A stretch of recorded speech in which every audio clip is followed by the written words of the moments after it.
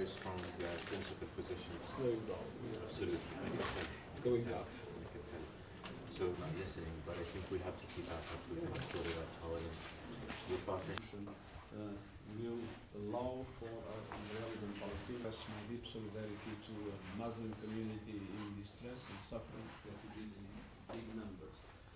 And you have always shown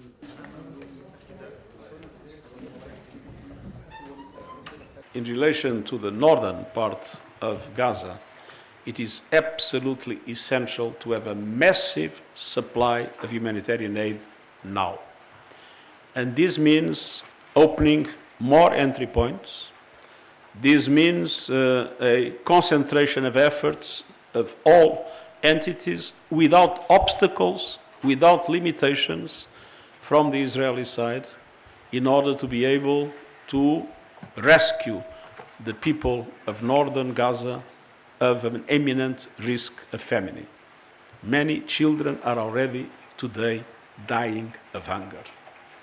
Finally, in relation to the south, to Rafah, our position has been very clear. We consider that a ground offensive against Rafah could lead to a catastrophic humanitarian situation.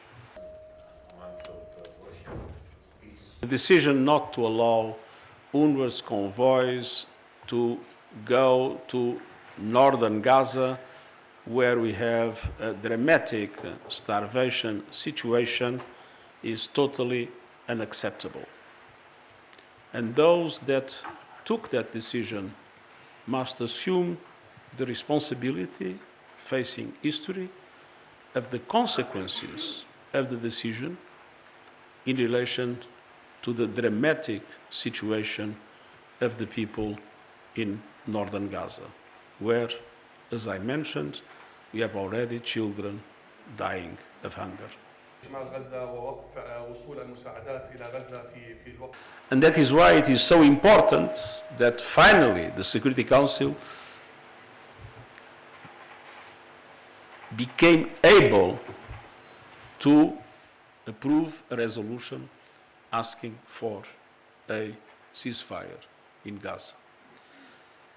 But at the same time, it is our duty to do everything to mobilize the whole of the international community, and I see a consensus emerging in the international community, even in the countries that are friends and allies of Israel.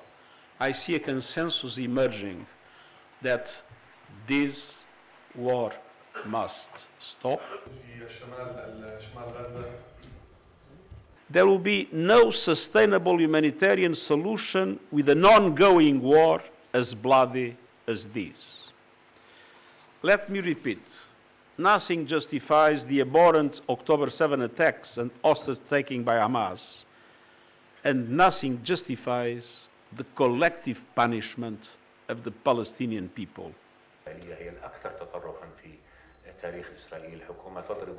Gaza has become an open graveyard, not just for children, but for international law. And the consequences for that are extremely devastating, not just to the region, but to the whole principles of peace and order that your organization stands for. إسرائيل تتحدى الولايات المتحدة أيضا، وتتحدى الأمم المتحدة، وتتحدى القانون الدولي. اليوم كما قلت هنالك مشروع لقرار لمجلس الأمن يطالب بوقف للنار، يطالب بإدخال مساعدات. نحث جميع أعضاء مجلس الأمن على تبني هذا القرار، حتى ولو فقط من أجل اتخاذ موقف أخلاقي قانوني بأن ما يحدث من جرائم حرب، ما يحدث من قتل الأبرياء، ما يحدث من تجويع لهم، مرفوض وغير مقبول.